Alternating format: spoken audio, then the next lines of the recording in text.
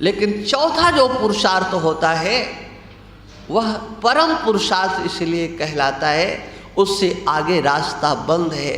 वो परम पुरुषार्थ की प्राप्ति करने के लिए ही ये आकृति हमें प्राप्त है, परम पुरुषार्थ। उसके सिवा हमारे जीवन का कोई प्रयोजन नहीं है। ये बात भले आज समझ लो, चाहे 100 बार जन्म लेकर के मानवाकृति प्राप्त करके समझ लो, जब समझना होगा तो इस मानवाकृति का एकमात्र उद्देश्य है जन्म मृत्यु के प्रवाह से छूट जाना। भगवान सच्चिदानंद स्वरूप हमारे अंतर में विराजमान है। वो आनंद सिंधु भगवान, उनका नाम चाहे शिव रखो, चाहे राम रखो, चाहे कृष्ण रखो, जो आपका इष्ट है वो सच्चिदानंद स्वरूप आपके अंतर में बैठा हुआ है। व्यापक एक ब्रह्म अविनाशी सत चेतन घन आनंद राशि मानसकार लिखते हैं, जो सच्चिद आनंद स्वरूप है ऐसा वो परमात्मा हमारे आपके हृदय में बैठा हुआ है। लेकिन फिर भी दुख है हमारे पास में, ये सबकी अनुभूति है। हाँ। और मानसकार लिखते हैं सकल जीव जग दीन दुखारी। संसार में सब दीन है, दुखी है। परमात्मा के अंदर रहते भी हम दुखी क्यों हैं? और उसके कारण एक ही बात, क्या हम परमात्मा से सुख लेना कब चाहते हैं? हमने कभी सोचा कि परमात्मा से सुख मिलेगा? हम रामधाम में भी आते हैं तो भगवान से प्रार्थना करते हैं कि वो ठीक रहे, वो ठीक रहे, ऐसा ठीक हो जाए, ऐसा ठीक हो जाए, है ना? क्यों भाई? सबके सब ठीक हो जाए, तुम्हें क्या मिलेगा? अरे सबके ठीक रहने से आप सुखी रहते हो, और सब में एक भी गड़बड़ हो गया तो आप दुखी हो जाते हो। माने आप संसार के स्वस्थ रहने पर, संपन्न रहने पर आपको सुख की प्रतीति होती है। परमात्मा से सुख कहाँ लेना है? और इसीलिए धर्म हो, अर्थ हो, काम हो, माने धर्माविरुद्ध जो काम, काम शब्द का अर्थ है धर्माविरुद्ध, माने संसार के शब्द स्पर्श रूप रस गंध, ये पांचों जो विषय हैं, उन विषय से ही तो आप सुख लेना चाहते हो। अच्छा सुनने को मिले, अच्छा देखने को मिले, अच्छा खाने को मिले, अच्छा पहनने को मिले, ये पांचों प्रकार के जो विषय हैं उनसे हम सुख प्राप्त करने के लिए अहरनिश लगे रहते हैं। और इन्हीं पांचों प्रकार के विषयों का संग्रह मनमाने ढंग से किया जाता है तो उसकी संज्ञा कुछ दूसरी हो जाती है, और शास्त्र को आगे करके अपनी वंश परंपरा को, अपनी कुल परंपरा को, शिष्टाचार सदाचार को आगे करके जब इन पांचों का संग्रह किया जाता है तो उसी का नाम धर्म हो जाता है। शब्द सुनना है, लेकिन हमें कौन सा सुनना है? हमें देखना है, लेकिन क्या देखना है? अब कुछ इस पर ज्यादा कहा नहीं जा सकता। हमें क्या देखना चाहिए, क्या नहीं देखना चाहिए, ये आप जानते हैं। जो देखना चाहिए उसी को जब आप देखते हो तो आप अपने नेत्रों को सार्थक करते हो। उन नेत्रों से आप धर्म का संग्रह करते हो। जो कानों से सुनना चाहिए उसको जब आप सुनते हो तो कानों की सार्थकता सिद्ध होती है। उन कानों के माध्यम से आप धर्म का संग्रह करते हो। इस हाथ के द्वारा, इसमें जो त्वगेंद्री है उससे किसका स्पर्श करना है, किसका स्पर्श नहीं करना है, शास्त्रानुसार, मर्यादानुसार जब आप स्पर्श से सुख लेते हैं मर्यादा में बंध करके, तो वही आपका धर्म हो जाता है। वस्तु को छूना, व्यक्ति को छूना, उससे सुख लेना, वो यदि मर्यादा में बंध करके, शास्त्र मर्यादा में बंध करके होता है तो उसी का नाम धर्म हो जाया करता है। वो चाहे अर्थ हो और चाहे वो काम हो, सब कुछ आपके लिए सुख देने वाला होता है। लेकिन इससे प्राप्त करते करते भी मर्यादा में बंध करके, शास्त्रानुसार सत्कर्म करते हुए भी, वस्तुओं का संग्रह करके उपयोग करते हुए, उपभोग करते हुए भी जब दुख सामने आता है तो फिर विचार उत्पन्न होता है कि दुख क्यों आ गया। और अगर भगवत गीता को आपने पढ़ा है तो पढ़ते पढ़ते समझ करके भी आपके अंतर में एक जिज्ञासा उत्पन्न हो सकती है कि भगवान ने तो इस संसार को अनित्य कहा है, दुखालय इसको कहा है, दुखालयम अशाश्वतम, ये संसार दुख रूप है, रहने वाला नहीं है। और दुख दिखाई पड़ता है, तो फिर जो दुख दिखाई पड़ता है, हम जो उसमें सुख ले रहे हैं, वो वास्तव में क्या है? अरे सुख है कि सुखाभास है। भगवत गीता के 5वें अध्याय में भगवान कृष्ण ने कहा, देखो जिसे आप सुख समझते हो ना, और सुख स्वरूप समझ करके जिसका आपने संग्रह किया है, ये भगवान कृष्ण के वचन है। जहां से आप सुख ले रहे हो आज, ध्यान देना, ये भगवान कृष्ण के वचन है। ये ही संस्पर्शजा भोगाः, जितने भी संस्पर्शज भोग हैं, माने जिनका आपको ज्ञान है, भोग माने ज्ञान, माने जो सुख दुख का साक्षात्कार होता है उसी को एक शब्द से कह दिया जाता है भोग।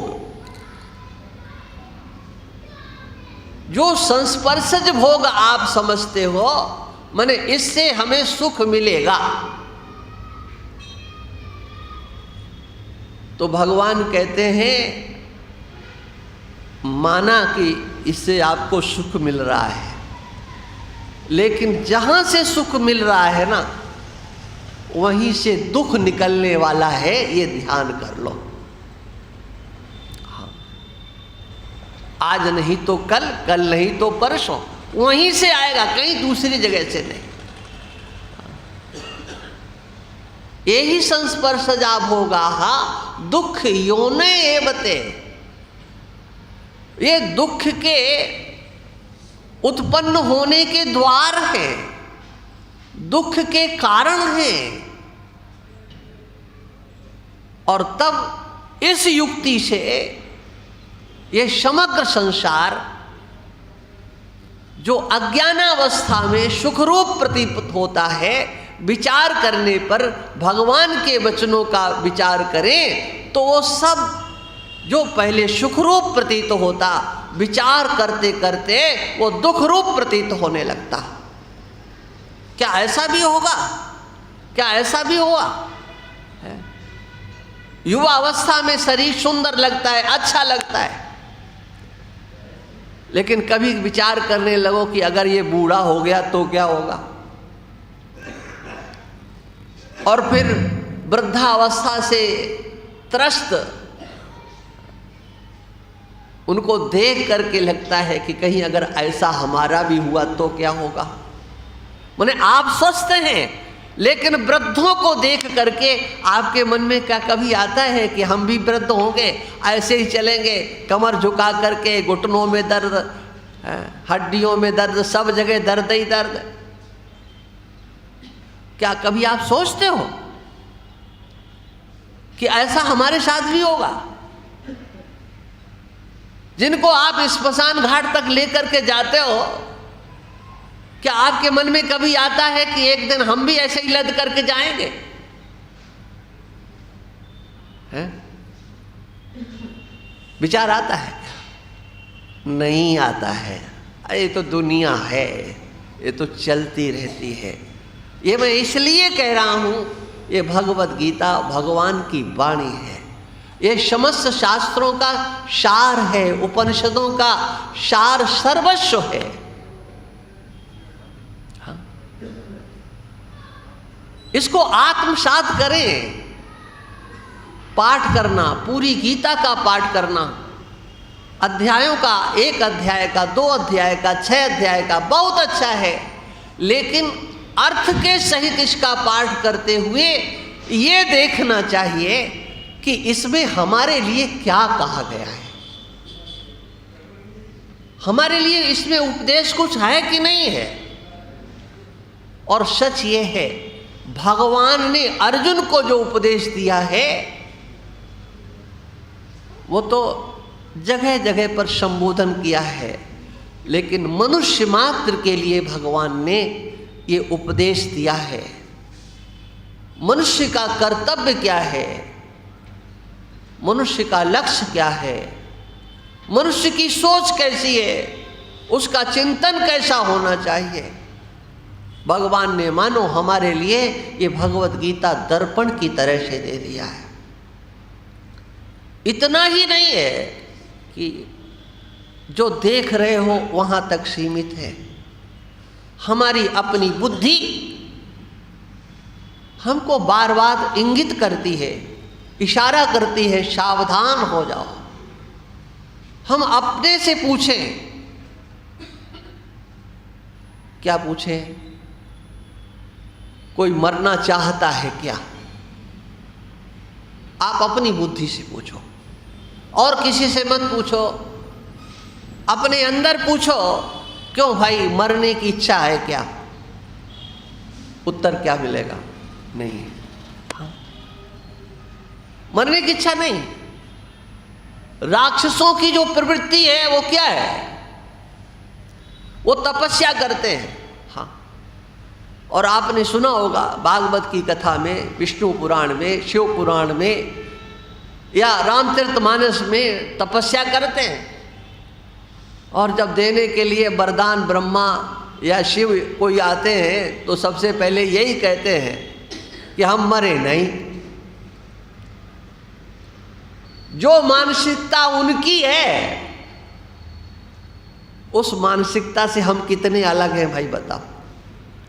हमने कथाओं में तो सुनते हैं, हाँ उसने ऐसा वरदान मांगा।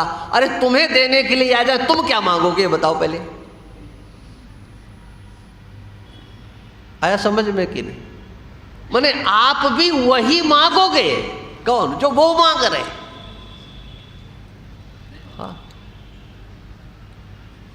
अभी रामपाल जी कह रहे हैं कि नहीं मांगेंगे। अब इतने दिन से सुन रहे हो तो हो सकता है अक्कल पूरी आ गई हो कि नहीं मांगो, है ना?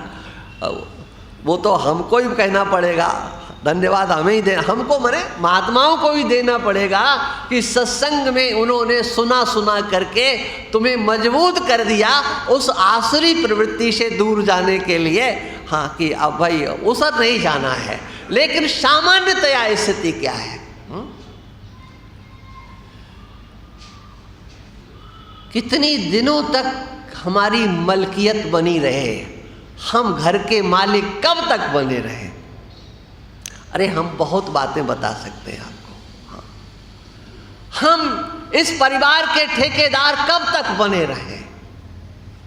हाँ, अरे पता नहीं क्या क्या आपके मन में है। हाँ, एकाएक हमारे एक संत कहते, बोले भगवान अगर सामने एकाएक आ जाए और कहे बेटा मांग लो, तो पहले तो चुप होना पड़ेगा कि अब क्या मांगे। और भगवान अगर ये कहते हैं कि अच्छा जाओ कल इसी समय हम आएंगे, सोच समझ के लिस्ट बना लेना अपनी, तो क्या 24 घंटे में आप पूरी लिस्ट बना लोगे? कितनी इच्छाएं हैं अंतर में, ये हमें पता नहीं लगता है। मनु शतरूपा अपने यशस्वी धर्मपरायण पुत्र और पुत्रियों को छोड़ करके गए थे। कहाँ? नैमिषारण्य में, और तपस्या करने के लिए गए थे। क्या वो ये सोच करके गए थे कि हम तपस्या करेंगे और फिर भगवान आएंगे तब हम ये वरदान मांगेंगे? ये अंतर की जो वासनाएं होती हैं, सोचिए आप कितनी गहरी बैठी होती हैं। मनुष्य रूपा से जब कहा गया वरदान मांगो, हाँ, तो देखो कहाँ दृष्टि गई उनकी। हाँ? उत्तानपाद और प्रियव्रत जैसे पुत्र, हाँ, उनसे पेट नहीं भरा।